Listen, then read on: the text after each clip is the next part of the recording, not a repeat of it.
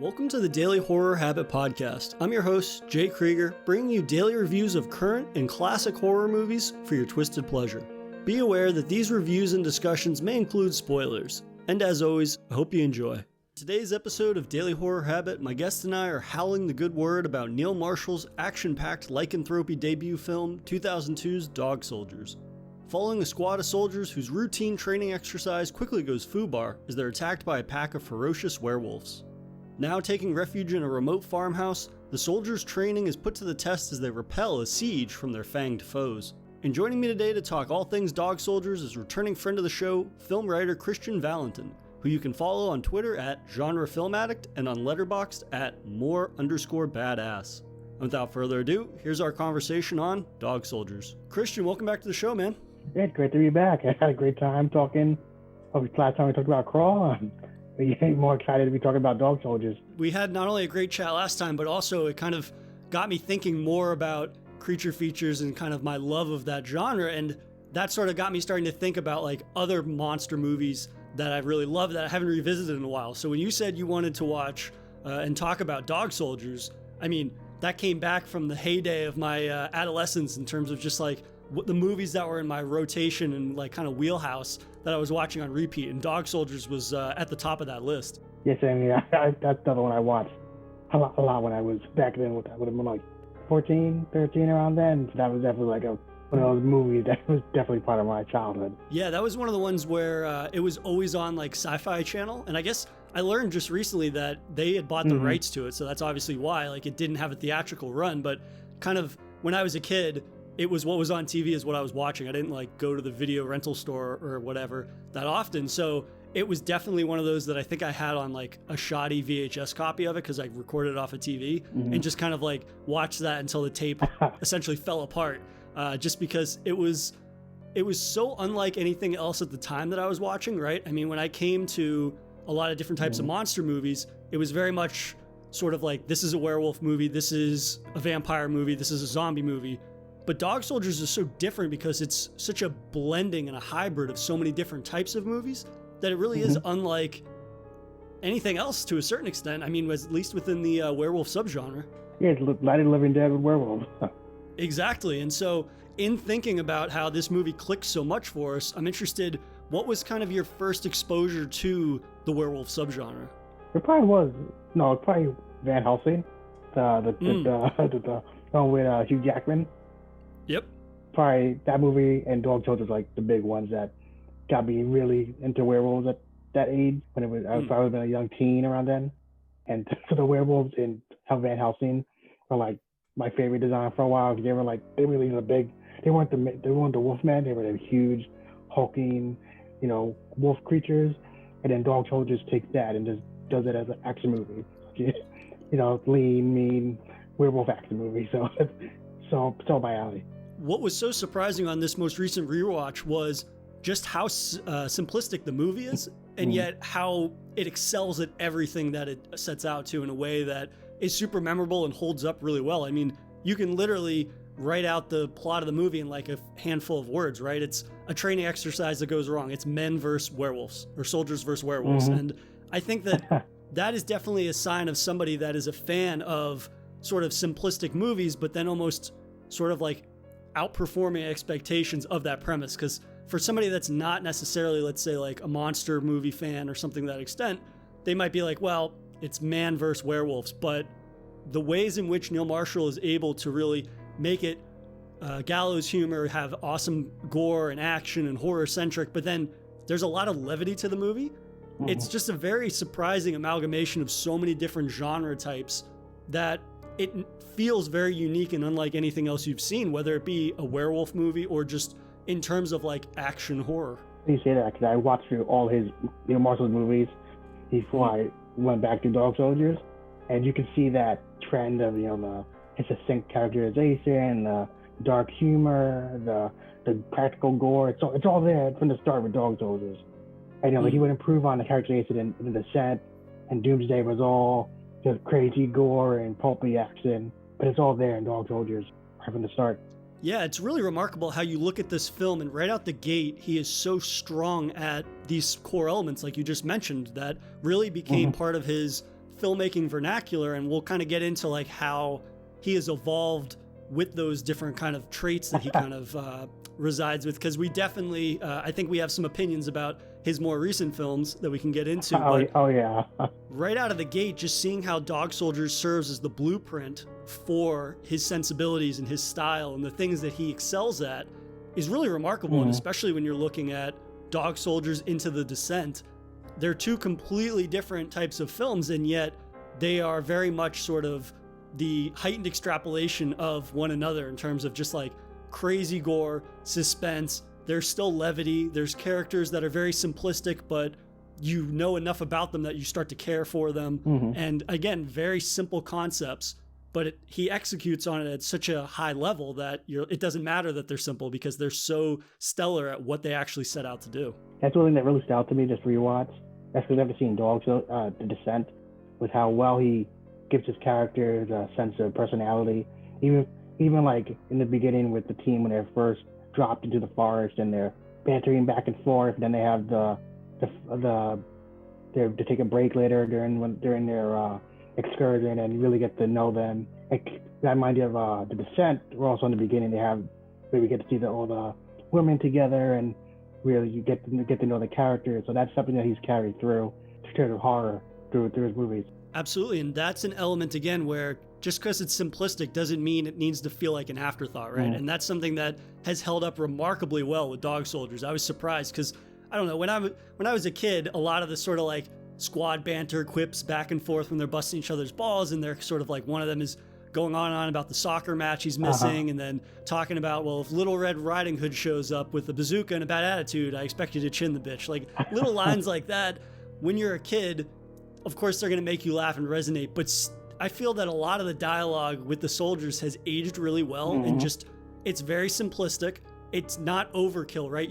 Every other line is not a quip. I feel like a lot of the times when you're trying to do stuff like that or that approach with certain characters, it's like, please just shut up for a minute. I get it. You're supposed to be the funny guy, right? But everybody kind of has their moment to have this little witty banter, and then we're back into blending into a different one of his sort of genre influences. We're either setting up for a horror moment or setting up for a more like action-oriented moment. And that balance is just remarkable for a movie that I have not revisited as much as I should, and I'm really excited to get down to it with you today. Yeah, it's definitely a movie that moves fast, but always takes the time to, establish the characters or atmosphere, which is I always find that's a good mark of a top-notch action horror movie. And Dog Soldiers fills out that checklist all through and through. Absolutely. And in kind of talking about Neil Marshall's career as a whole, I mean, he starts so strong with Dog Soldiers, obviously, and then The Descent, fantastic. And then even Doomsday, I think, he's doing a lot more, and it's probably the biggest scale in terms of a film that he had made at that point, just in terms of like the set pieces and how, again, it's this very amalgamation of things. It's very pulpy action, some horror sprinkled in, some humor and levity again.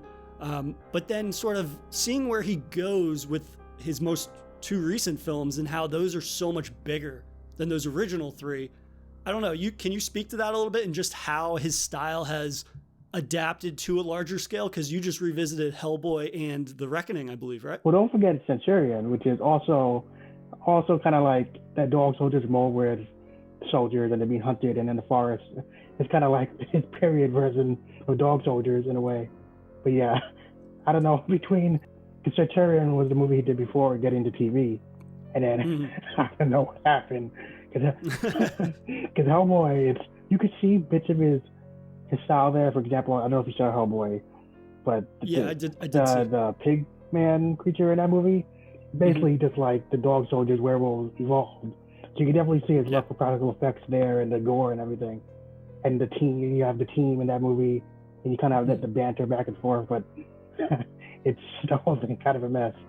And then The Reckoning, there are moments in there where it's definitely 100% Neil Marshall. Like the end is like full on. It's a witchcraft movie.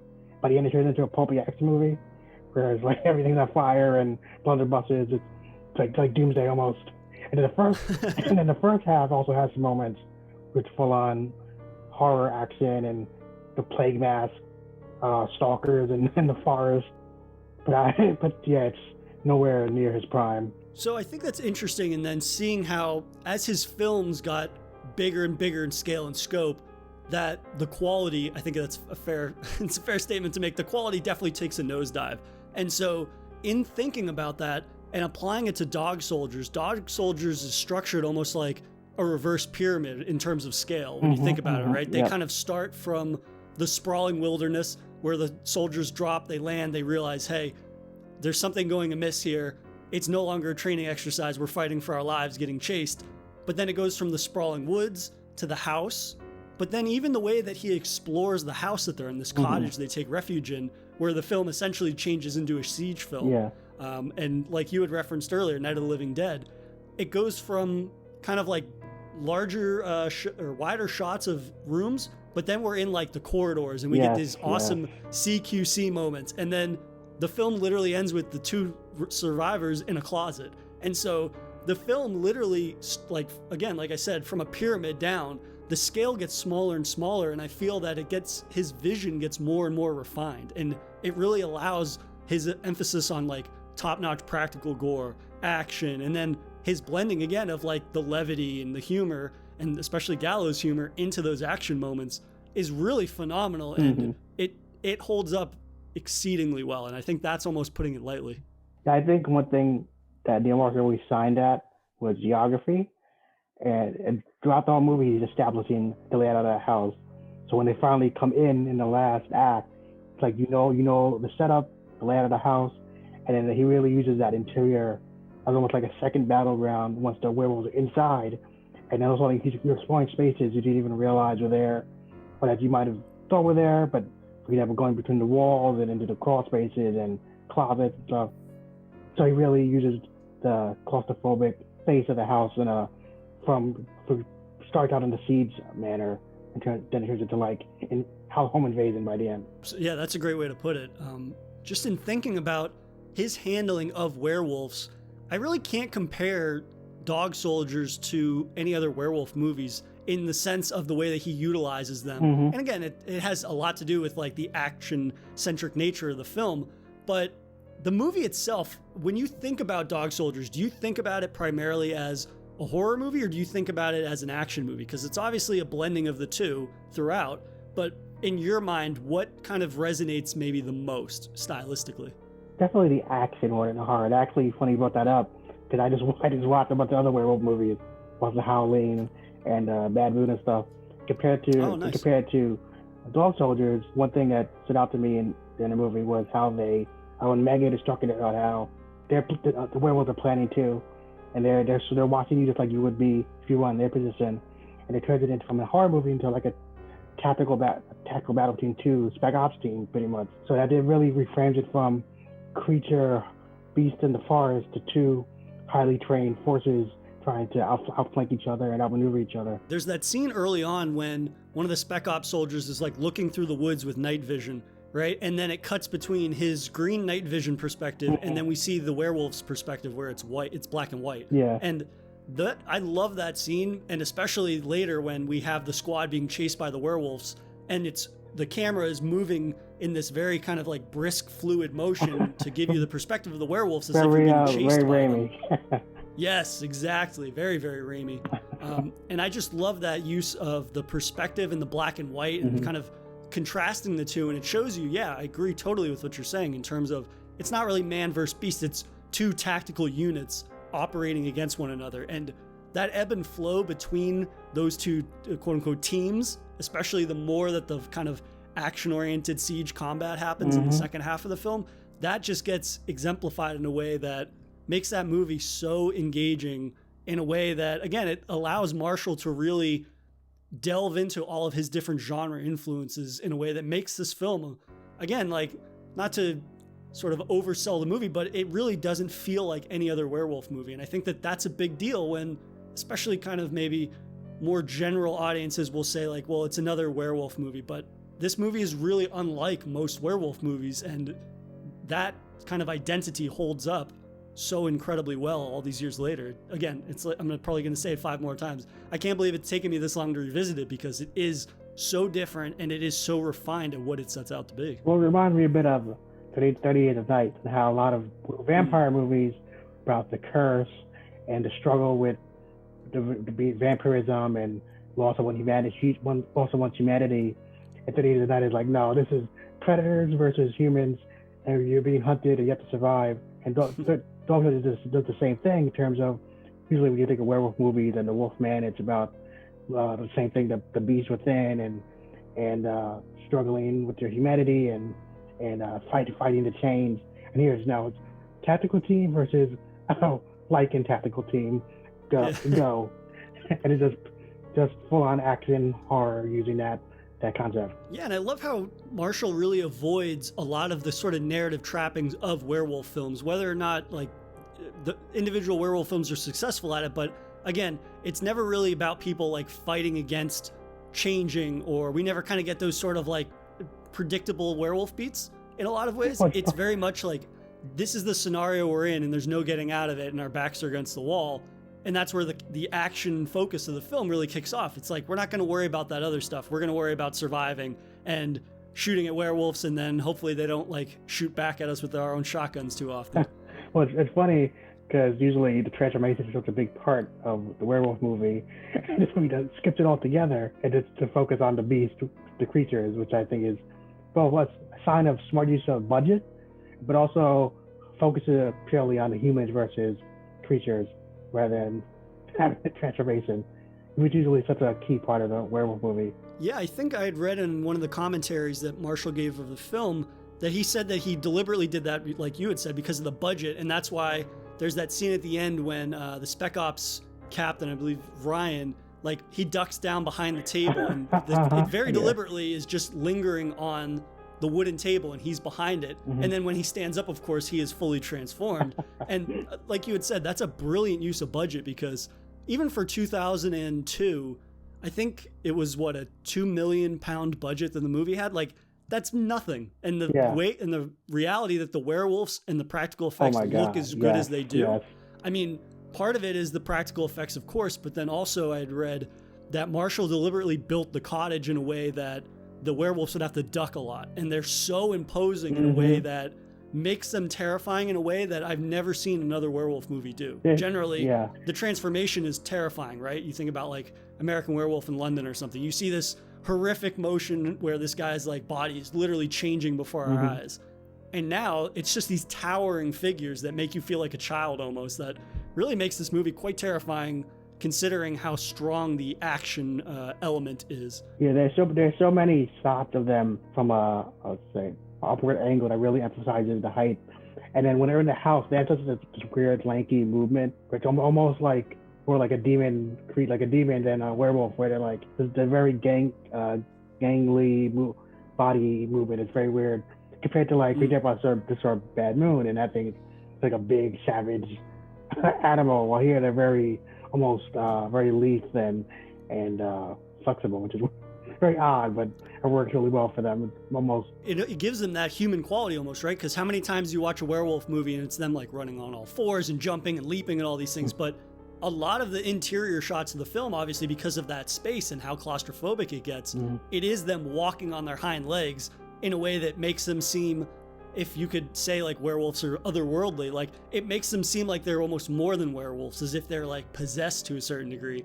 I had read also that part of the reason for their sort of their body movements was that they, instead of stunt people, I guess they had hired, I believe it was ballerinas or dancers to kind of capture those movements in a way that is almost sort of like trance-like, because it's like they look very methodical in how they move, which is interesting considering how chaotic the action can feel. And then the creature that you're fighting is so particular in its movements. That's a really nice contrast, or engaging contrast, I think. Yeah, I can definitely see that ballet fluidity in their movement. That is really what sells sort of like evolution of all the action, right? Because it starts with the squad being chased, but then once it's kind of like the siege moment and you see the claws and stuff coming through the walls and grabbing people, it's very much what you expect.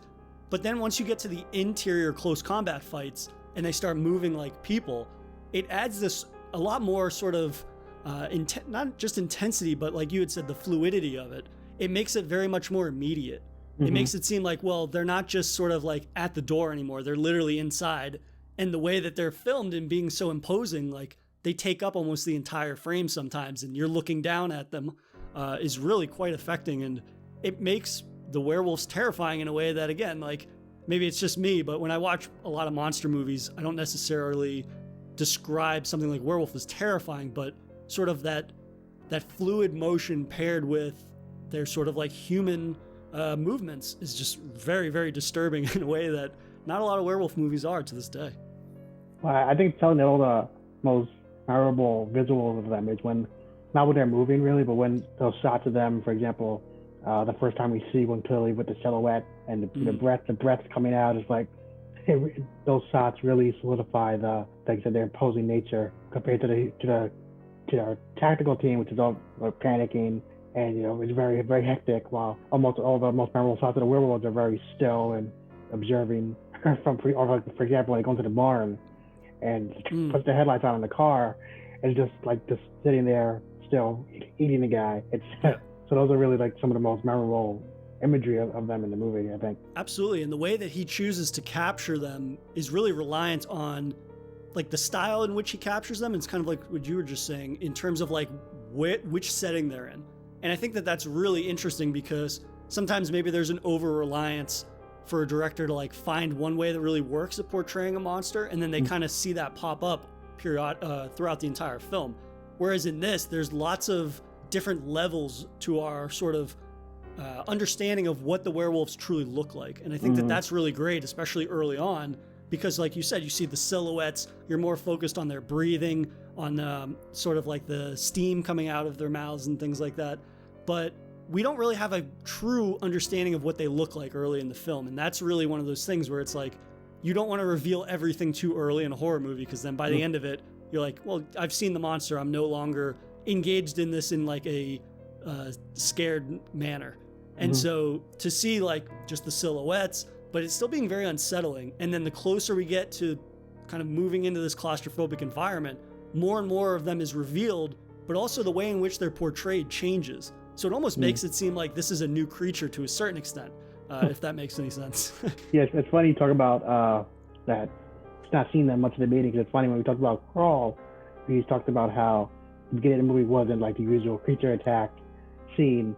Yeah, Dog Soldiers definitely has sharks like that, but it's also really effective and also gives a good glimpses of the creature, but keeps it mysterious. Also, one of the things we talked about with Crawl was just like how there weren't a ton of moments of violence in the film, but every single one is very memorable, right? And because and I think Dog Soldiers is similar in that sense, in that they spend just enough time developing every single squad mate and character in the film that when you have that one brutal death, there's more weight to it in a way that none of the characters feel expendable, even though to a certain extent they are. Like the one character, like he's the football guy, but the fact that you can even attribute that personality trait to him, it carries more weight. And when the squad at one point references him to Ryan, I believe they're like, that boy loved football more than any, like that moment has some weight to it, other than just, oh, Squaddy X, Squaddy Y, they just got killed. Like, even if it's a small, seemingly insignificant thing, it's really interesting how Marshall is able to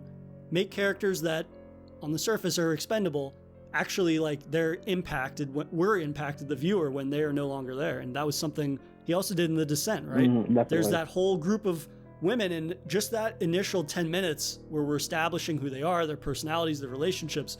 When people start dying, it hits a lot harder than just, well, the one with the accent is dead, or the one that drinks too much is dead. Like there's that camaraderie between them, and you really feel that with the squaddies in this. Well, I think that speaks a lot to his casting. For example, he has Liam Cunningham as Ryan, and so that performance gets a lot through in so few lines. Like, for example, our first introduction to him is wanting Cooper to kill the dog, and it's like the instant way to tell us this guy's a sociopath. and then once he's in the cabin with them, he's almost becomes more of a monster than the werewolves, really. It's funny because I was watching this, and at one point, basically prefigures Jurassic World, where the plan says, oh, we want to capture the werewolves and learn from them, but the military still wanted to capture them. Jurassic World werewolves now. That's a great point. Yeah, I think that's great you brought up the casting. Again, a lot of these people are relatively unknown, and yet they all leave such a distinct mark on the film. Like Sean Pertwee, who plays Sergeant Wells, like phenomenal at being the sort of the father figure to a lot of the younger squaddies, and just being as much of a bullshitter as they are, and just kind of like the banter back and forth. And then of course Private Cooper, played by Kevin McKidd, who I guess Jason Statham was supposed to be. He was eyed as the lead, but I feel like I guess I don't know how well known he was in 2002, but I feel like he would almost be like scene stealing in a way that nobody in this film really is, to a certain degree. Like everybody has their moments and they're really strong, but everybody is just low key enough that they're never sort of like completely distracting the scene, which really works when you're trying to establish a squad of people, a whole group of people that you need to care about. But yeah, the fantastic casting all the way around. I mean, Kevin McKidd, I don't think I've seen him in anything else, but he does such a good job of being the moral compass early in the film, right? When you have kind of Captain Ryan like shoot the dog, obviously. There's no better way to win an audience over and hating a specific person than have them literally be like, hey, you need to kill this dog. And then Private Cooper saying no, essentially, and attacking the guy. It's just like, this is a guy I can get behind no matter what. He seems like a pretty good dude. Well, obviously the standout is Darren Morphin as Spoon. He's definitely he makes the biggest impression considering his death scene. It's like, if you're gonna go out fighting a werewolf, that's the way to do it. Again, that comes back to Marshall really knowing how to blend gallows humor and action violence, or gore, to that matter. Like it's not just that Spoon is like shouting one-liners at the werewolf, and we know that his fate, we know he's going to die. He's not the protagonist. He is another squaddie, even if he lives longer than everybody else. And yet he goes out with so much personality. He's not stabbing it anymore. He's not throwing pots and pans and dishes at it. He's literally boxing a werewolf. You know it's not going to end well. You know that he's going to get killed, and yet it's such a memorable death in a way that, like you said, that's one of the biggest milestones of the entire film, and it's something that I remember distinctly, even if I hadn't watched this film in a long time.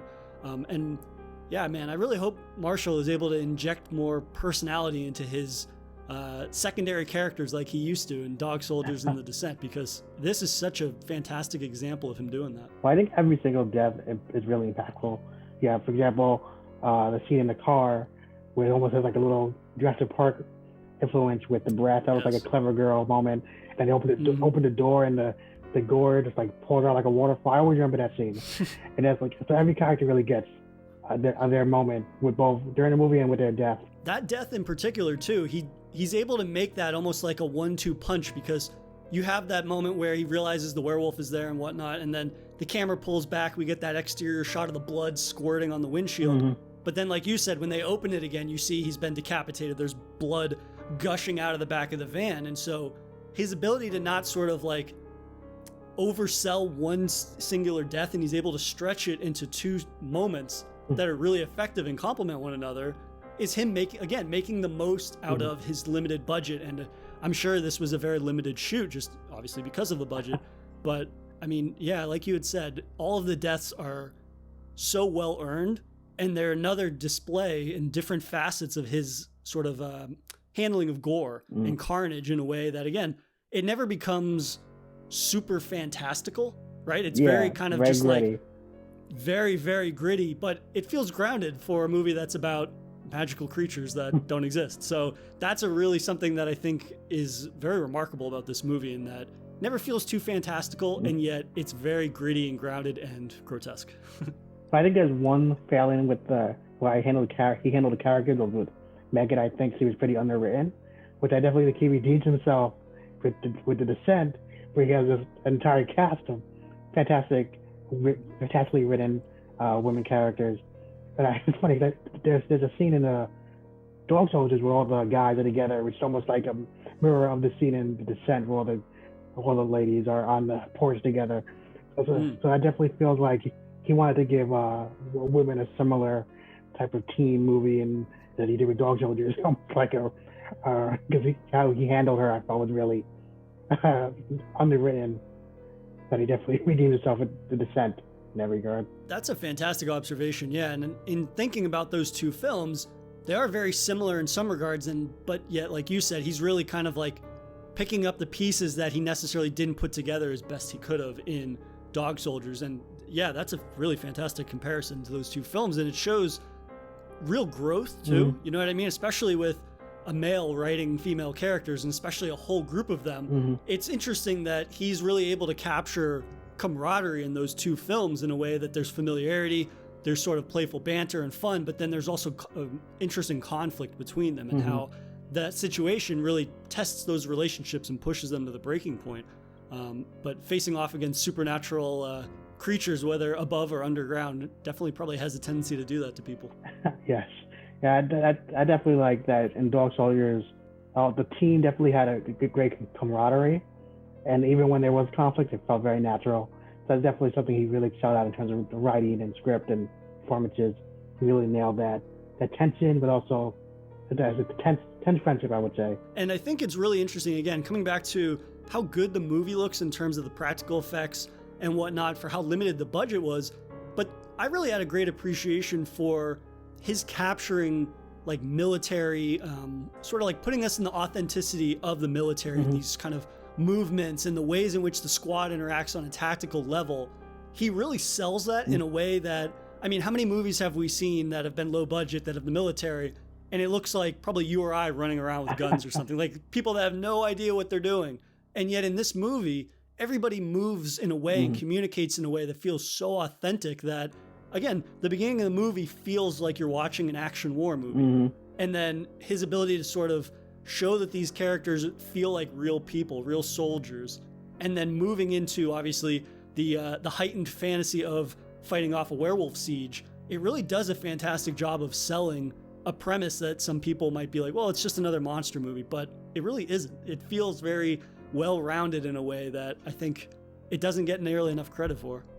What's funny, because he actually gets a good gag out of that, whereas everyone being so tactical, and they have the order, the 3-round burst and control your ammunition, and everyone just starts shooting wildly at the first siege attempt, which it's a good blend of action and the dark humor from the action. Definitely. And now that you said that, I was just thinking like how they moved so tactically and with purpose early on, and then the first person that gets killed is because he runs into a tree stump and impales himself on it, like which gotta keep your eyes open and head on a swivel, I guess. But I just love like his blending of gallows humor. It complements both the gore and it also complements just the personalities of people, because you have at the beginning Sergeant Wells, when they're all around the fire, he's telling that story about his buddy Eddie that gets a tattoo the night before they ship off to war, and then the first day at war steps on a landmine, blows up. All they can find is his skin with that tattoo on it, perfectly pristine. And then one of the other squaddies goes into like some shitty joke about walking into a bar or something, and there's just such an organic fluidity between their busting each other's balls, having a serious moment, that it really sells these relationships as genuine in a way that it could just be soldiers swearing at each other, which wouldn't derive any personality out of anybody or make anybody a standout. Well, I think he does a good job at setup and payoff, using that. For example, beginning he had the scene with the giving Spoon the Watts, and that comes into play at the end when they find the Watts among all the bodies and they realize what happened. So he does a good job throughout with the silver letter opener that comes back into play. So that's kind of clunkily handled in the beginning. He's like, oh, you're silver, this is silver, don't lose it. So I was like, that was a bit clunky. But overall, I think he does a good job setting up and paying off throughout the movie. Definitely. And I think that to come back to sort of like the pyramid structure of the film, something that I really love is it spends so much time establishing that these guys are like professionals. Even if some of them are privates, they still are very aware of how to handle a situation like this. And then it's almost as if they're aware, like the viewer is aware of the passage of time where they start running out of bullets, they start running out of flash grenades, to the point where they're using like pots and pans, they're using boiling water, they're using swords, like Celtic swords from back in the day, from medieval days and stuff. And I just love how the film really has this kind of like bare knuckle brawl conclusion, that it makes the action just like right in your face and capitalizing on that. And I mean, I'm trying to think of like how many werewolf movies it's like, yeah, the punchline is that they use a silver bullet. Yeah, he uses the silver knife at the end of the movie, but I think that there's so much time portraying a werewolf movie in a way that is very unconventional that I almost don't care that it ends sort of like on a somewhat familiar note, because he spends so much time doing things that are very unconventional for a werewolf movie. I think that scene with the boiling water definitely is a good, well, probably the best example of how desperate, like there's always a sense of desperation, even though it's very, very action oriented. It almost feels very hopeless, like that they're using boiling water to run out of ammo. There's a lot of intensity in that regard. Absolutely, yeah. And I guess I'm curious for you, sort of what is the core element? I mean, we've talked about a lot of the different influences that Marshall has and the different ways in which he's able to sort of subvert the genre tropes, but also insert his own. I'm curious though, like an element of Dog Soldiers for you that really separates it from other sort of lycanthrope films. It definitely action focused, because I just saw a bunch of werewolf movies, and so many of them play out like typical monster movies or like cursed person movies, particularly with the curse. Right. So making it a full-on action movie definitely still makes it really unique. But like, not many movies I've seen tackle that, like tactical team versus supernatural creatures. Because I don't know if you ever saw Scarecrows. That's a movie that does something similar, but it's also very horror oriented in terms of being so outmatched by the creatures. But in terms of werewolf movies, it's still pretty rare. That's such an action focused movie that's still horror. Like Underworld has werewolf, but it's not a horror movie really. Yeah, and I think that's a great way to look at Dog Soldiers too. That lens of how Dog Soldiers does have a lot of horror elements in it, obviously, and how that movie, while it is action focused, it never really loses that horror identity in a way that I think he does a great job of, again, of like his use of space and capturing the contrast between what's going on outside the cottage and what's going on inside the cottage.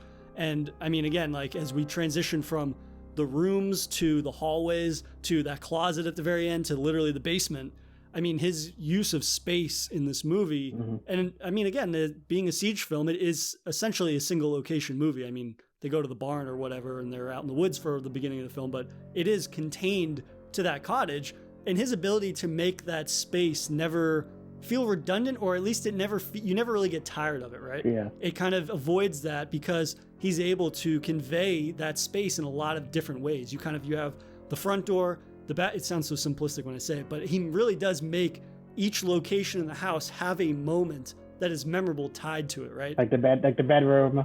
The bedroom is probably the biggest one because you have the gag with the intestines, and then the werewolves come in twice, and so he really uses that space really well. Absolutely, yeah. I mean, you have the intestine or bandage tug of war at the front door. They're trying to board up the back door, and then while the arm comes through the mail slot, and he starts hammering the hand, and then goes back to hammering the door, and then yeah, I mean, like you had just said, the upstairs room, then it kind of goes between triage room and then another breach point for the werewolves, and getting to see them kind of tower over Wells as he's got his guts all super glued together. I mean, that is a really fantastic sort of, again, use of space. And I don't know, I feel like a lot of times you get single location movies and it's like, well, they're kind of just in this one space, but there's nothing remarkable about it. It kind of just feels unremarkable. And Marshall's ability to make that space feel very unique based on the moments that are tied to each of them. I mean, he does that in The Descent too. It's a movie that's about being underground in tight spaces in the dark, and yet I feel that every single section has something interesting tied to it that keeps it very sort of fresh. It doesn't feel like you're kind of like squinting the whole movie like, what the hell's going on? They're just more in the dark running around by some rocks. I can still remember each very individual parts of that case from that movie.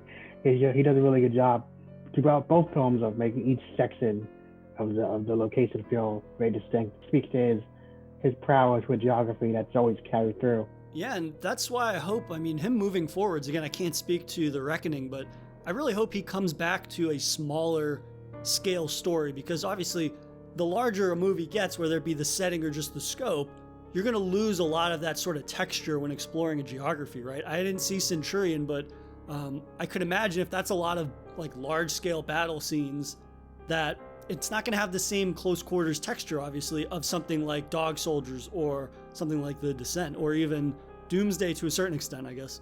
Well, Centurion actually does go back to that it starts out, there are a few battles, but it really, most of the movie is a chase movie.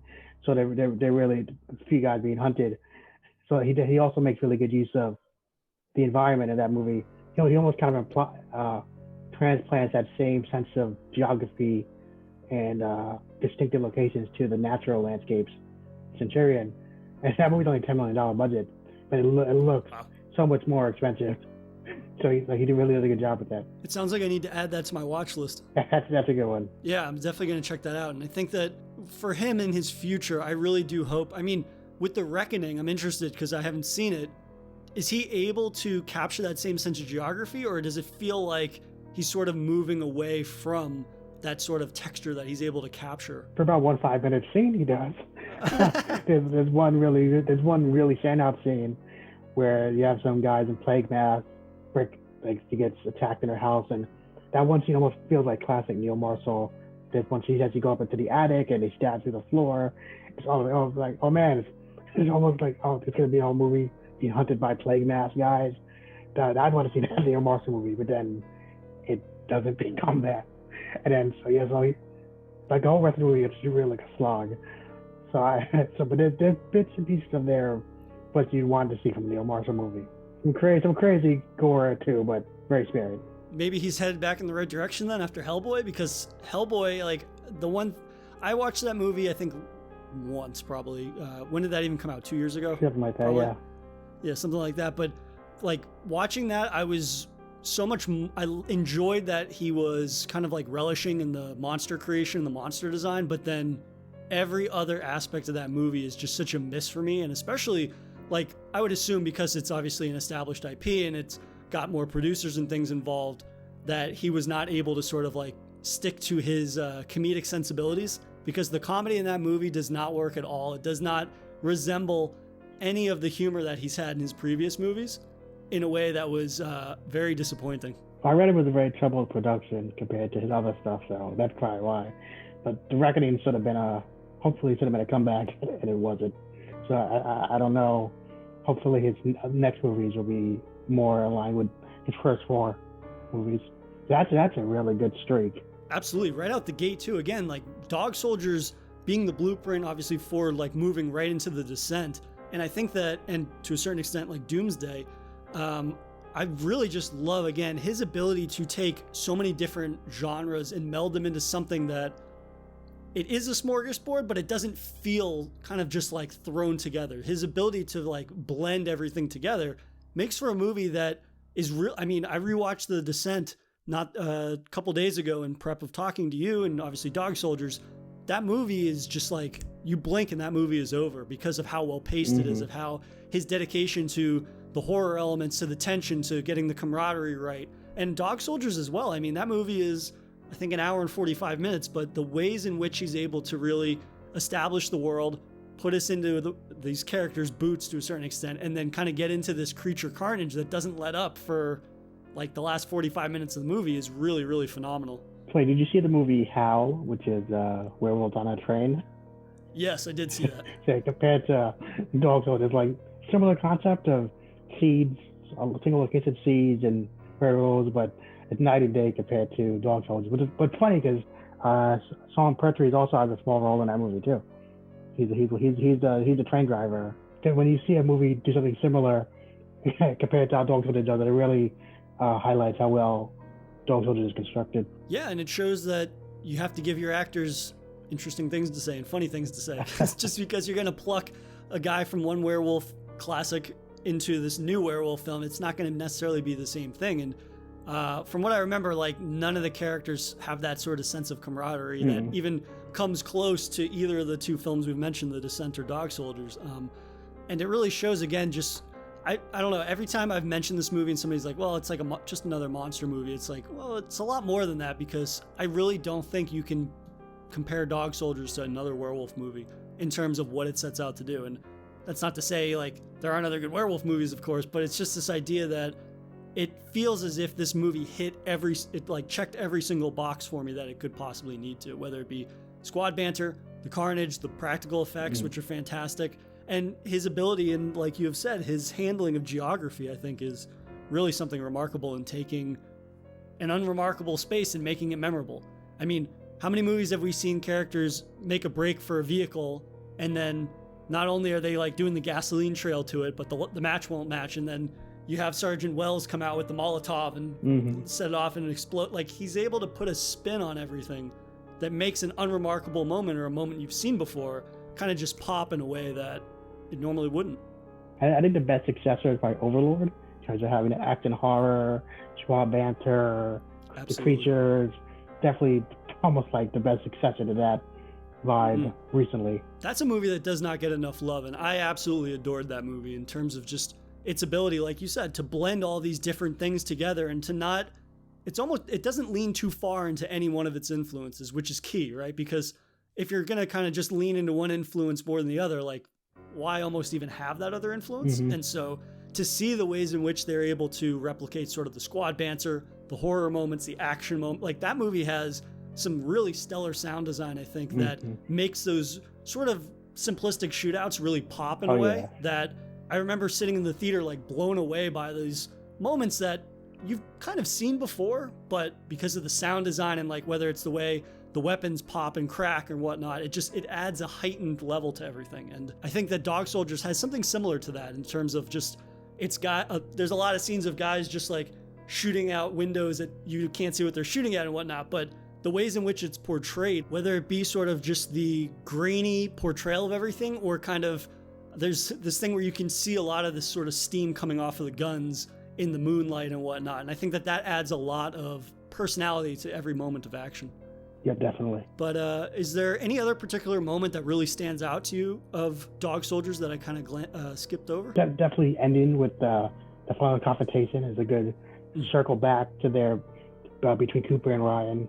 But it opened with them and it closed with them, and it's a really good final full circle payoff by the end. Absolutely, yeah. That's a crazy good just kind of like roundabout way to round out the film. And I mean, that has such a gnarly moment too, when he's got the sword stuck through him and then he basically sticks it in Cooper's mouth and you can almost hear it scratching against his teeth. Sound design. I completely forgot that moment. And that moment made my skin crawl to the degree that I was not prepared for. Yeah, another good example of the sound design, like you said. But yeah, this movie really, in revisiting Neil Marshall's earlier films, this is one of those movies that I'm like, he's just got to go back to basics, right? You have so many directors that start out so strong, and I mean, I haven't seen Centurion, but it sounds like he was on a 4-film run right out the gate and then kind of dabbled in TV.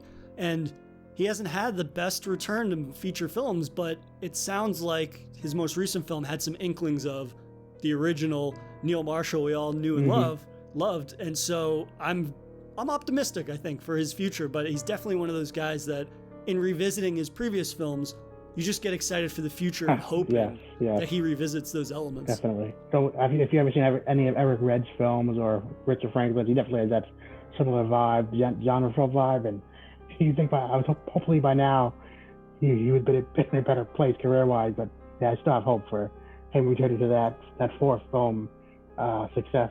Yeah, I totally agree. I guess before I let you go, if you were to recommend like 2 or 3 other werewolf movies that really, because you said you just went on this tear of werewolf movies before we recorded, I'm curious, like, what would you recommend to people? Obviously Dog Soldiers, but what else really stands out to you? Because it's one of those genres that I feel can be pretty overcrowded just in terms of people that are like, well, I'm just going to have some guys with fur on and they can run around and bite people. But really, there's some really stellar standouts. So I'm curious what you've really taken to.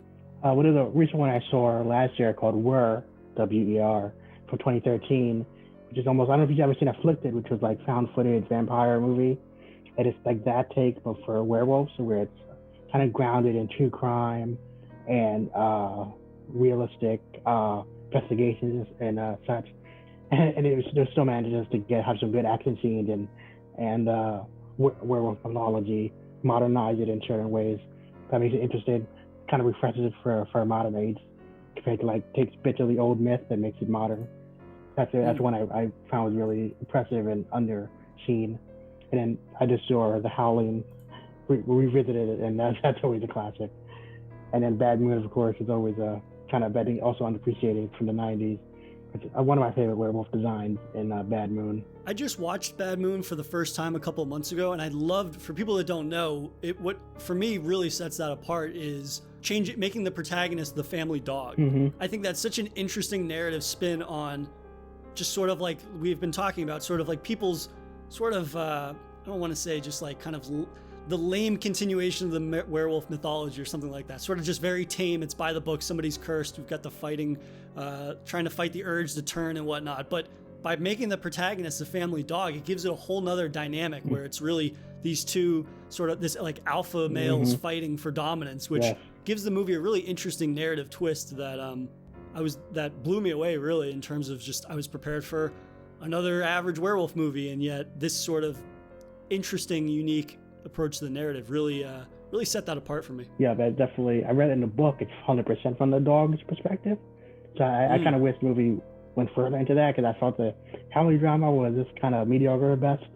But that's setting up as a standout between the family protector and the predator, alpha male predator coming in, an interesting shift in dynamic. Absolutely, yeah. That would have been terrific, but I don't know how on board audiences would have been for 100% the dog perspective, but I think that would have been, like you'd said, that is the stronger element, and every time it kind of deviates from that unique element to the family, which is very just kind of like whatever. It's just very generic. I think that definitely like got on my nerves a little bit, especially towards the end. But I mean, that movie does have the best opening ever with it's like Predator but with a werewolf. That's like. So definitely recommend Bad Moon.